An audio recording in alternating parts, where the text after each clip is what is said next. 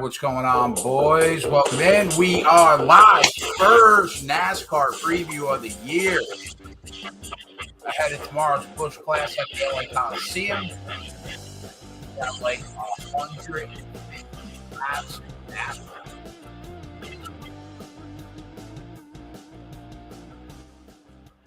All right, so yeah, Busch Class tomorrow, Busch Light Class actually at the Coliseum, 150 lap race. At least it wets the stock car whistle a little bit ahead of a awesome year that starts in about 2 weeks. As usual, I got my guy Coop with me to talk about the race tomorrow. What's going on, my friend? Another year, another NASCAR season. How you been? Very good, very good. Very excited. Excited to be back and talking NASCAR, man. Love talking NASCAR, and I think I'm optimistically cautiously think we can do better than what we did last year. I think there's going to be some even better numbers out there, and I think we have enough knowledge between the two of us and idea of what we see in the races to be able to jump on the edges before the books jump on them. So, cautiously optimistic, we'll see. But excited about the new year, the new car, and getting back talking racing with you.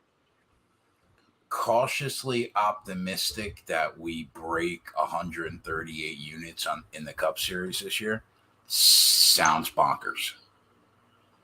I'm not going to lie to you. I think you got high hopes in the first year of this next gen car, but okay.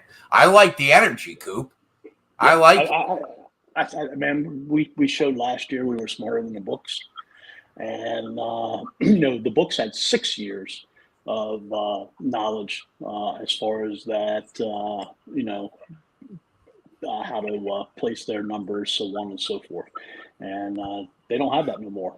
So. I think there's just some donkeys out there running, these books, and we'll be able to take advantage of them. I think we will. We were talking before the show. DraftKings, which I think is the sharpest book, took down the odds during the practice. So did MGM, but FanDuel left them straight up. And there's some things out there that I like on FanDuel, and we'll talk about them. But I think throughout the year, last year, FanDuel became my favorite book because, one, you could cash out if you wanted to, and two, they left numbers up that were much better for the bettors than what DraftKings and MGM did at a longer time. All right. So the big focus this season are the new next-gen cars, right? Totally new cars. You would expect that the big three teams will continue to do well. The fourth, I guess, would be Stewart-Haas or, Roush Fenway.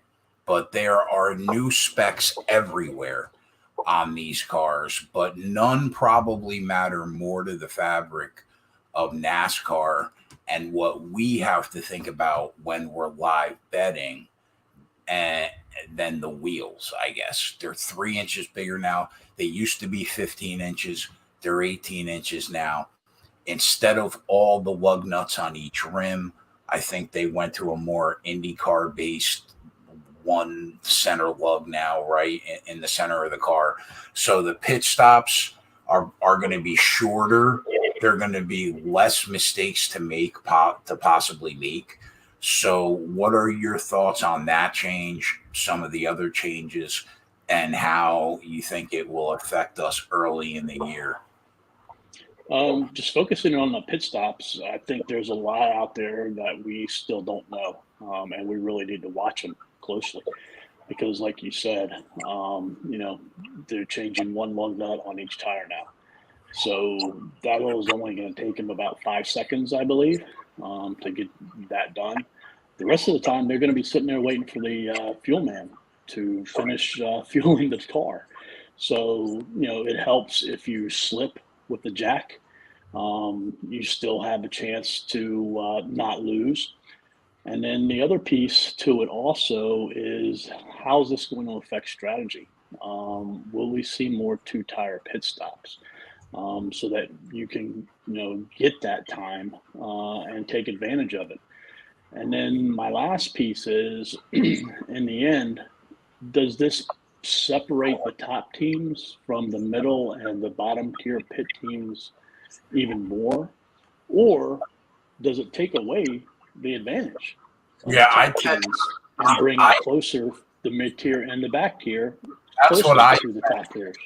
Now, granted, we haven't seen anything yet, so we're going to have to see exactly what goes down. But I tend to think that this is going to put the lesser teams on a more even playing field, just that the center lug nut alone.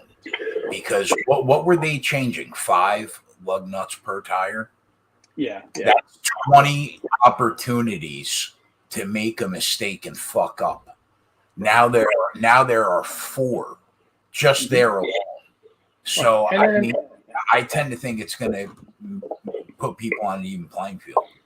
And like I said, if you mess up, and you're taking 2 cans of fuel, you have more time to correct that mistake.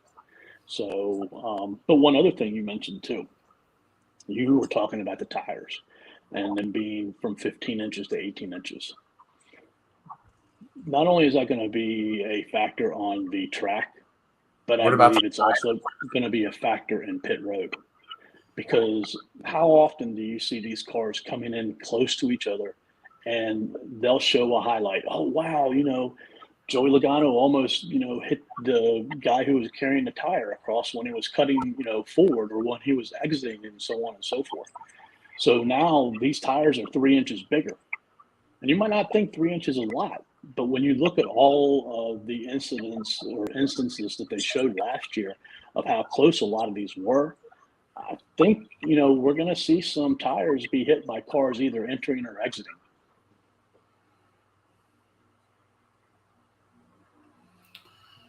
So another thing that we deal with at the start of pretty much every NASCAR year, we have different drivers driving different cars on different teams. This year's no different than any other year. So just a couple drivers that changed for people, to like some of the big people. Austin Cindric is full time now, driving the Penske 2 car, which Brad Keselowski used to drive for a decade. Keselowski now drives for Roush Fenway. He's in the 6 car. Kurt Busch no longer in the 1 car. Ross Chastain's in the 1 car now. Kurt Busch now's in the 45 car, and on and on and on. So, you always have to do your homework and make sure that the same guy is in the seat that was last year when you bet on him. So that's something that you have to remember. So the beginning of this NASCAR season's probably, I think it's going to take us longer to get our footing than last year with so many unknowns. There's so many new components this season that we're going to have no choice but to learn on the job. My guess is, I thought I was being optimistic that it was probably going to take us 10 races before we feel comfortable. And I thought that might even be a little low, even though, don't get me wrong, I assume that you and I are going to figure out a plan to implement before the books catch on. That's just what we do in this sport. And that's also not to say that we're not going to cash tickets along the way early in the year. But last season, we were locked and loaded from the door because we basically knew how the season should unfold. But this season, all bets are off. So I think it's going to take us some time to really get comfortable this year. Well, when you look at every time that NASCAR has introduced a new car, there's either been one team or one manufacturer who jumps out. And, we need to watch that, especially when we start getting the year on the California end of the races. Because most of those teams already have them cars built. They're probably already staged out west. and that's what they're going to run with. And sure, they can make adjustments, so on and so forth. But it's going to take those teams a couple races to really figure out what's wrong with what's going on. And I mean, you look at last year, we saw what happened to Stewart Haas Racing. NASCAR changed, something in the inspection process that Stewart Haas was taking advantage of in prior years, and they caught on to it. And, it really slowed down Stewart Haas. And they couldn't recover the entire year. So really got to watch who jumps out quickly. And then the other piece, too, is that people don't realize they're going to be constantly changing this car throughout the season. I saw where NASCAR had 90 modifications to the last car over the 6 years that it ran. So, they're going to be changing stuff because trust me, if, Toyota gets out front and they do great these first 4 or 5 races and they're crushing, Chevrolet and or Ford, they're going to start whining, and they'll make changes. So they want it to be competitive. So, those are the things we got to watch throughout the year also. All right. So now this weekend, I think is going to be a really interesting weekend that will probably have the most unknowns this year because we're going to the historic LA Coliseum to open up the season. And initially, months ago, I thought they were going to make a dirt track here, but they literally dropped tons of asphalt on the field, and it's a legit short track now. But the problem is, it's not a short track. It is the shortest of tracks. It's half the size of the 2 smallest tracks currently on the circuit in Martinsville and Bristol. It's a 1/4-mile oval. So I can't imagine how fast they can really go. Coop watched the practice. I didn't have a chance to, but I'll be watching the qualifying tonight and the heats. So will he. Which Coop, you're welcome to come and hang out tonight if you want on the show. I'll be live. But anyway, so Coop said that the top speed was like somewhere around 85. So any one of us in the chat or on the show could actually drive in this race because they're not going to go faster than 85, which isn't that bad. Now, it's also only going to be 150 laps on a 1/4-mile track. So the race is probably going to fly by pretty quickly. So track position, I would imagine, will probably be king here. And I assume that you're going to want to be in second place around the final turn, diving deep to pass on the final lap based on what I've seen in the layout and how I've seen some of the NASCAR drivers talk about the track. But I don't know. What do you think about this track in the LA Coliseum? I thought it was one more thing. I thought it was really cool. Where do they pit?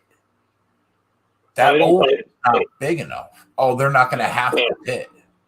Yeah, if you pit in this race, you're done. So the garage is out in the parking lot. Okay. Now they come through. That's what I thought. I was looking and I was like, where are they going to pit? Now they do have a little infield to where, like, if you want to change a tire or, do this or do that, you can come in and you can do that. But you're going to lose, probably 8 to 10 laps. So, if you have to make a stop, you're done. Yeah. But as far as the practice goes, I really enjoyed what I saw. There were only, I think, 12 cars on the track. And, there wasn't much passing, which, you typically don't see a lot of passing during practices either anyway. But the one thing that stood out was that the cars got faster and faster and faster and faster as they put more rubber on the track. And to your point, I don't know if I want to be in second or third place. I want to be behind the leader, put it that way. If there's a car on the outside of the leader, I don't know if I want to be there, but I definitely would want to be on, the backside of the leader. on those final couple laps. But what we saw in practice could be totally different than I'm really waiting to see for tomorrow when they're actually racing against each other. Because I want to see if a car can go from ninth place to fifth place. Like, how hard is it to pass really on this track? So, and the piece too is, you can't make mistakes, because if you make a mistake, you're going to lose time. Right. And when you only have 25 laps and it takes 13 seconds to make a lap, and you're doing 4 laps a minute, and you're doing 6 laps, say basically the heat races are going to take 6 minutes, you can't make a mistake. So, there's a lot of ways that you can look at it. Like, who does it favor? Does it favor the short track dirt racers, in their younger career? Does it favor the short track racers, of this year, the last 6, 7, 8 years, who's done well? So who knows? But the one thing that it did show was it got faster, and the other thing that it did show is that it's very, very early in the process. But one of the reasons that NASCAR came out with this new car was to create more parity within the teams and the sport. And based upon that practice, they accomplished that, because Justin Haley finished in the top 5. Landon Castle was up there. Ryan Preece ran very well. There's a couple other drivers, Cody Ware, who did very, very well. So If that it achieved what it wanted to based upon that practice, and it's a very small sample. parity is good for us live betting, because it's going Yeah. to allow us to get on some bombs. That's sports. That's why I said at the beginning, I'm cautiously optimistic that we can crush the 138. Crush the one. Settle down, Coop. All right, Coop dog, settle down over there. All right, so, all right, see, man, like, first of all, we picked a terrible time to do this show. We didn't have a problem last year, really, but the lines are off the board at most books right now. I guess because they had the practice session. Qualifying starts tonight. Now, FanDuel has some lines up, though, for the race and some props. I don't know how to approach this other than a live betting perspective, because I want to see how important track position is, and I want to see who's got the best car in these new cars. It's not an automatic tonight that Chase Elliott, Truex, and Danny Hamlin fucking romp, like, Well, or Larson romps. It's just like, that's not a guarantee. I can obviously say that I can obviously show from that comment that you did not watch practice. I told you I didn't watch practice. I know, and that comment shows that you did not watch practice. Is why you think it's a guarantee that one of those three wins the race? No, because Hamlin was not very good at all, and Truex was absolutely dog shit. Oh, okay, right, all right, perfect. So yeah, I let me see Ryan Preece and JJ Yaley get the pole. Like, that would be my war.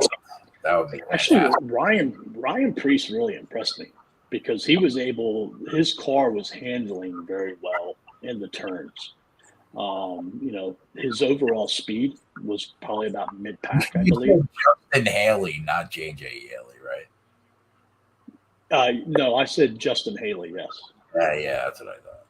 I'm thinking late 90s, early 2000s NASCAR. All right, but yeah, anyway, so go ahead.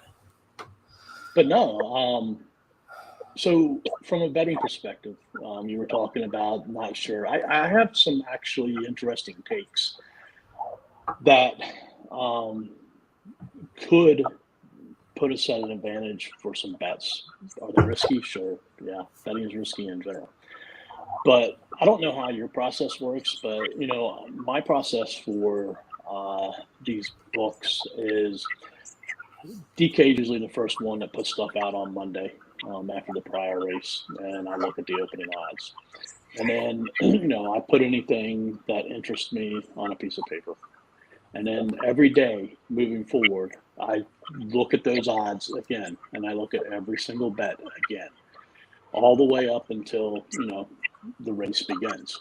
So I'm looking at these bets multiple times because, what you like on Tuesday, you might not like on Thursday, and what you were thinking on Tuesday, you might not be thinking on Thursday, and you might be looking at it from a different angle, and you're like, oh, I might like that bet now. So I think, looking at these bets daily and looking at them from different perspectives kind of helps me get to the best bets by the end of the week. So I started at the beginning of this week, and I've screwed myself, basically, because the very first bet that popped out to me was Eric Amarola versus Bubba Wallace in a head-to-head. They were both minus 110. And I'm like, I want Amarola because, one, he doesn't get on short tracks. And, as we've said multiple times last year, Bubba Wallace is not a very good race car driver unless it's on a super speedway. And we even said on the show, if Bubba Wallace wins, it's going to be on a super speedway. Well, what did he do? He won on a super speedway. We got it. I got him in the rain, baby. That's what happened. I got him in the rain. It's not as much as me liking Amarola as much as it is me attacking Bubba Wallace. And I should have put the bet in right when I saw it. Well, now it's changed. So I popped it up, I think, Thursday. And lo and behold, Eric Amarola went to minus 170. Bubba Wallace plus 140. So I screwed that bet. So as the week progressed, like I said, I keep looking at him. I'm like, all right, this is the next bet that popped out at me. Tyler Reddick plus 100 versus Austin Cindric minus 120. And I'm like, I want Reddick. All right. And again, Reddick has been solid. He had a very good rookie year. And as the year went on, he got better and better and better. And I'm really high on Tyler Reddick this year. But again, it's not as much Tyler Reddick as it is how bad I think Austin Cindric is going to be. Cindric was really good in speed races. He wasn't as good in the technical races.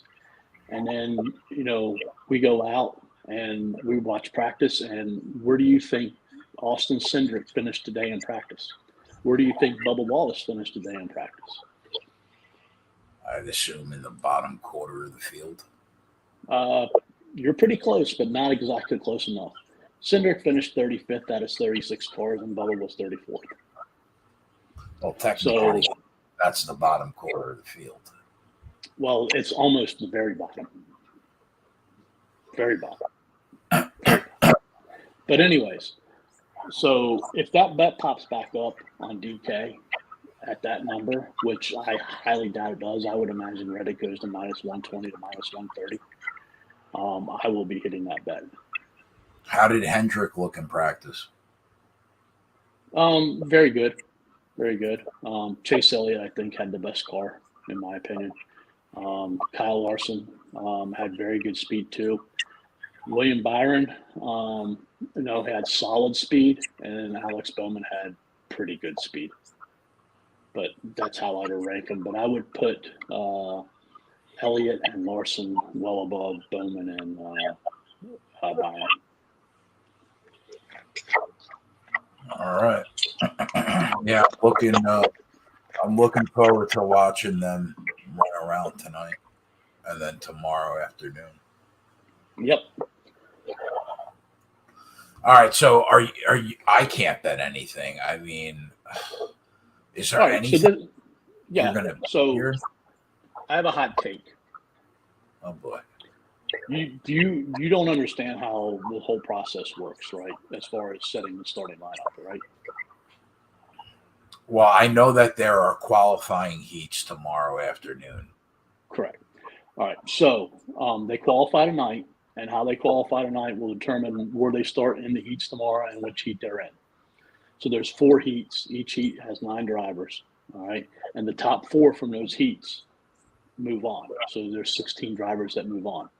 Then they have 2 last chance qualifying heats.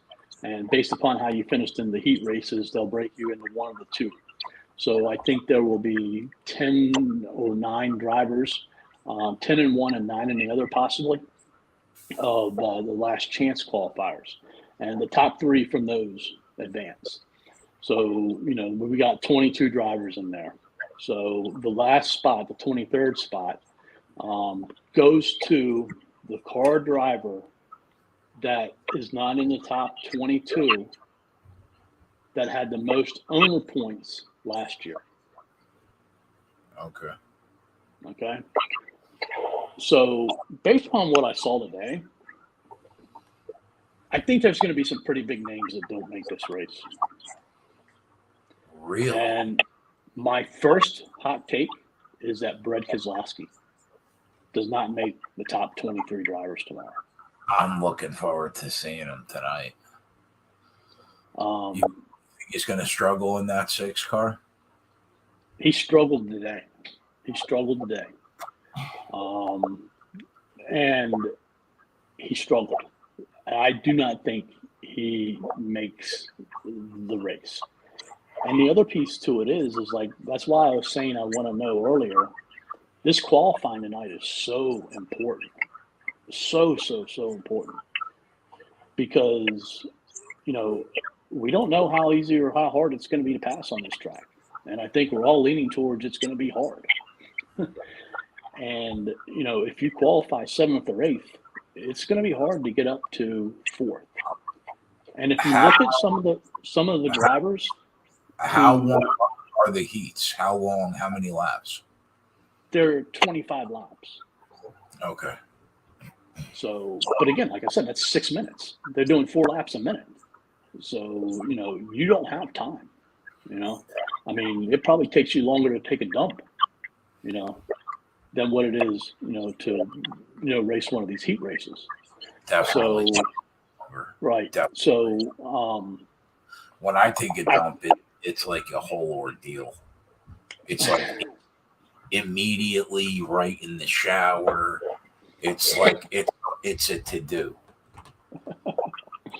So I think, there's, based upon what we saw today from practice, there's going to be several drivers that struggle to make this race tomorrow that are big names.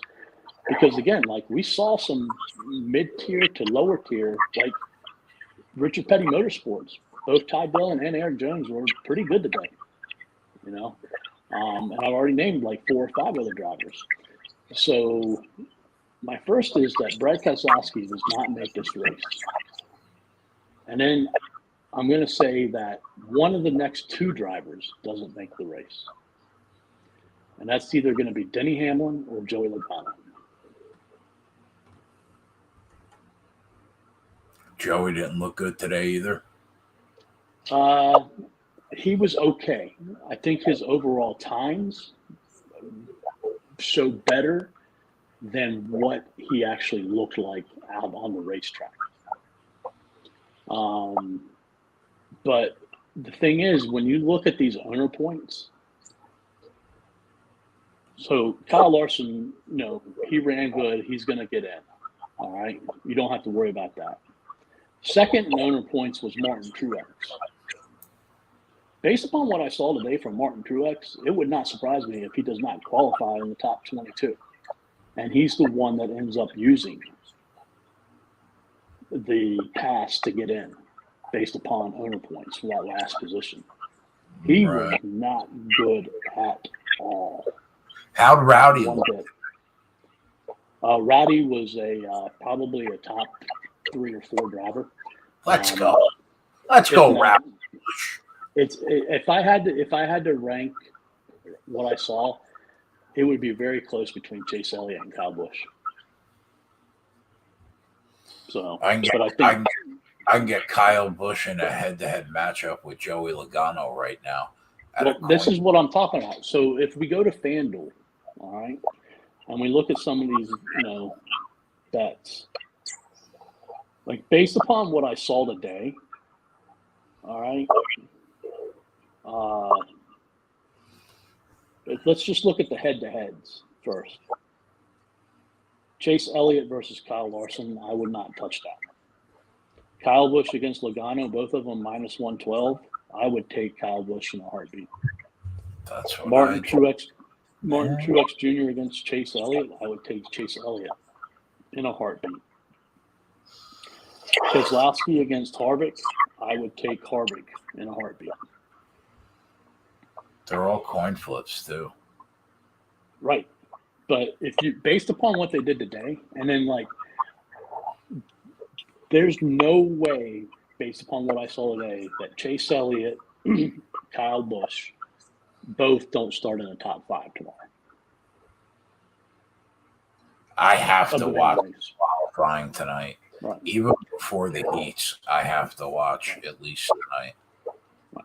And then if you look at some of the groups, all right. Are you going to put a bet in before the heats are done? Don't you at least want to know where your driver is? Well, the thing is, I think the prices are going to change. The prices are going to change, and I want to take advantage of FanDuel, because like think about what we're talking about and who we're talking about, and then when DK comes back up and MGM comes back up, compare those numbers to what FanDuel is, and I think you're going to see a big discrepancy. But if you look at group betting number 1, Denny Hamlin, Martin Truex, Chase Elliott, and Kyle Busch and Chase Elliott are both plus 270. Yeah, I see that. I mean, I would feel very comfortable taking one of the two of them to win that group. Just based upon practice today, huh? Yeah. I mean, I'm telling you, Truex was not good, and Hamlin wasn't really that good either. And Chase Elliott and Kyle Busch were the cream of the crop. I love hearing that. How did Ryan Blaney look? Blaney is kind of like Logano to me. He had very good numbers, but I didn't get the feel that his car was very good or very fast when they were showing him on the track. So I'm kind of, I'm not as high on him based upon the numbers that he showed during practice. The second group has Logano, Larson, Blaney, and Byron. I would probably ignore that group, strictly because, there's just, like I said, Logano had good numbers, Blaney had good numbers, Byron had good numbers. But I do think Kyle Larson was heads and heels way better than all three of them. They put Logano's odds lower than Larson's. That's odd. Yeah. You look at Group 3: Bell, Keselowski, Bowman, and Harvick. I mean, Bowman. They really didn't show a lot of Bowman, but I would feel confident with Bell and Harvick putting the two of them together and one of them winning that group. Yeah, somebody in the chat says, when does the race start? This is the preview show. The race is tomorrow, and that will be on the Kegcast live betting show behind the paywall on the RunPureSports.com website. But this is the preview show. We're still throwing these out there for you guys, but you guys know all the money is made live. That's where we crush. And then if you look at the props to win the race, I mean, Elliott's 650, Busch is 750, Larson is plus 800. I mean, part of me wants to bet Busch pre-race, because I'm kind of worried, like how much are the books going to be open during this race? So I don't know. I think once they start the 150 laps, is it straight No, there's a break at lap 75 to watch, Pitbull or somebody sing. Is that a joke? No, I'm being serious. They're stopping the race so Pitbull could sing a song. Well, they signed Pitbull and a couple other people to sing during this race, and they decided that halfway through they're going to give people a chance, I guess, to change tires if they wanted to, or do whatever. But yeah, they're going to have somebody. I'm very sure it's Pitbull who's singing at lap 75, the intermission. Fucking Fox. But there is no wonkiness of how the open is, where they invert the fields and all this and all that. It's just basically 1 to 75 and then 75 to 150, and none of the yellow laps count in any of the races tomorrow. It's strictly green laps. Oh, I like that. That's good. But the thing is, how these books are. On a 1.5-mile track, sometimes when the flag drops, they won't open back up until lap 15. Well, lap 15 tomorrow on a 1.5-mile track could be lap 50, and then they're gonna frickin' lock it down at lap 75 at the halfway point, and then they'll open it back up. But I don't know. I just don't know how much time there is going to be to bet tomorrow. That's my worry. I think that you'll be able to bet for a large portion of the first 75 laps, and I hope so. And I think probably when they get to about 35 laps to go, I would say they probably cut it off because it's only a 1/4-mile track. So I think we're going to have lesser time to bet than normal, and we'll have to be cognizant of that tomorrow on the show. But I think we'll have some time after fucking Pitbull does a dance to get the bet in. Yeah. But when I was looking at DK at the beginning of the week, throughout the week, those were the two bets that I liked, that stuck out the most. And then I think last night they popped up a new one, which I hadn't seen. And I don't know if it was like this all week and I just wasn't paying attention, or if it was a new one strictly last night, to where they had Chase Elliott versus Kyle Larson, and Chase was a minus 1.5 positions and a Larson was plus 1.5 positions. They didn't have any type of bet like that last year at all. Where was that? That was on DraftKings. So, when that pops back up, I had to think about that and look at that. And I don't know if it's just special for this race or if they're going to have it throughout the year also.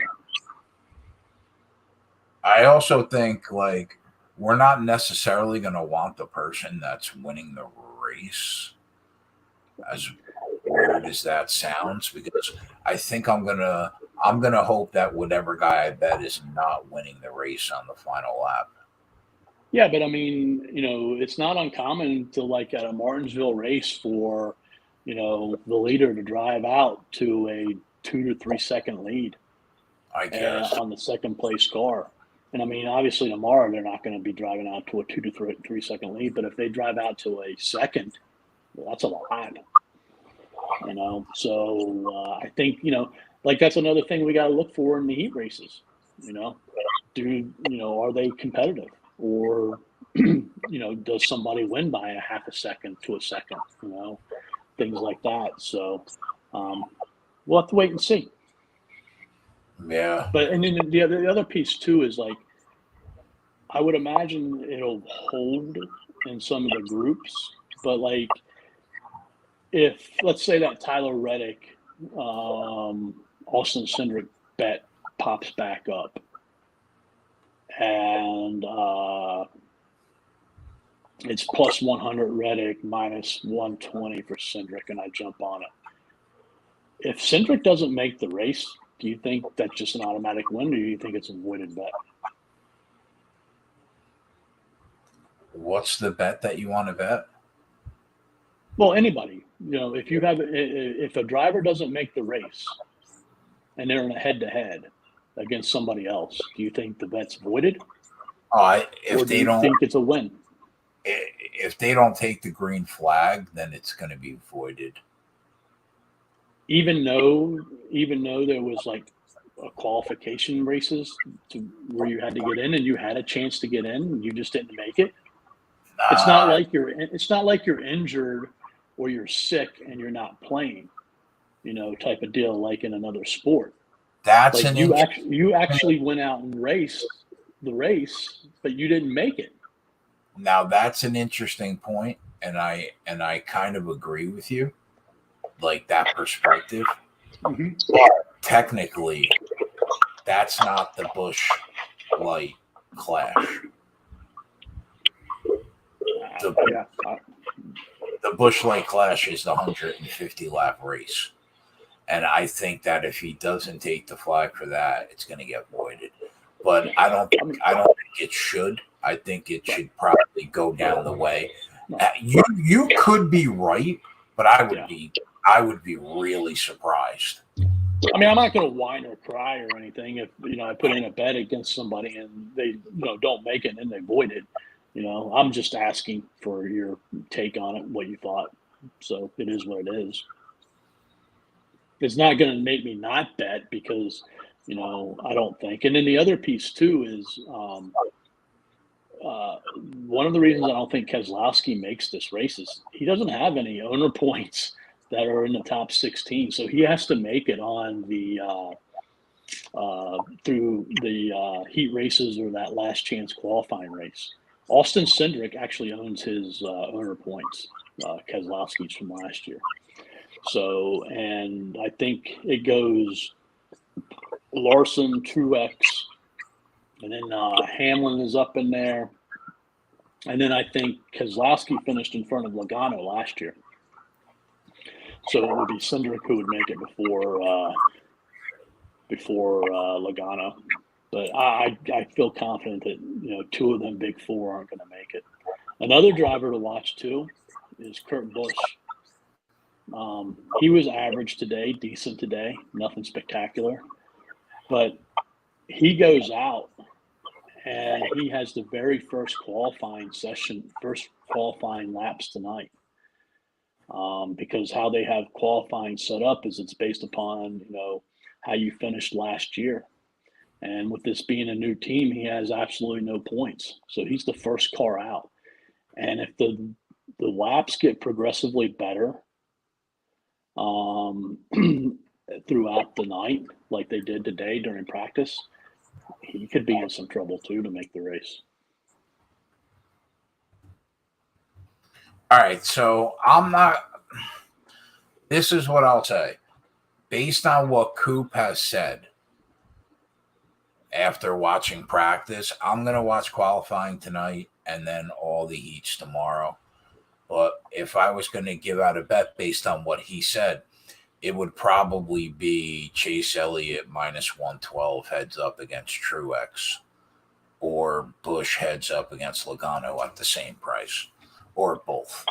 That would probably be the way I would go. And I guess I would lean Elliott over Truex, right? Yeah. FanDuel also has top 3 finishes, which we didn't discuss. Yeah, I saw that. I saw Kyle at plus 175. Yeah, that's the one I was going to bring up. Yeah, I thought that was interesting. And Larson at plus 200 is kind of interesting too. Yeah, I mean, considering his odds last year, he was 3-1 to win a race. Now he's 2-1 to finish in the top 3. That's a bargain. If that kid got a car tomorrow. So, we'll have to wait and see. I feel pretty confident that I will be making some pre-race bets, though. I just don't know when I'm going to pull the trigger.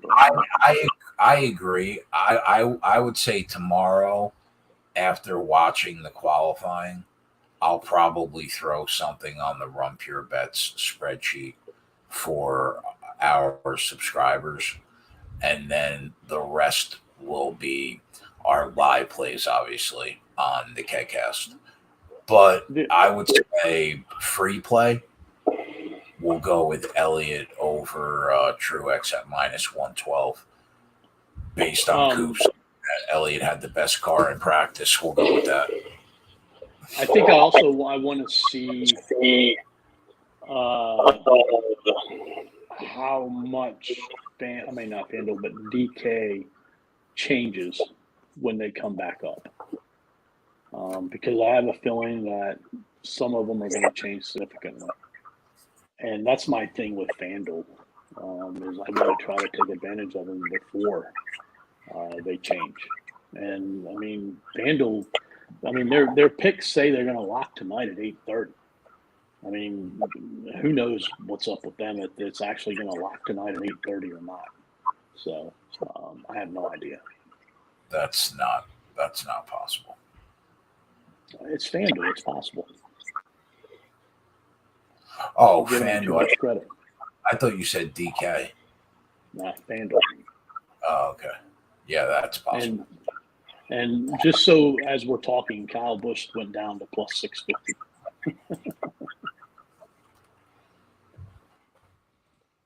See if any of these props changed real quick.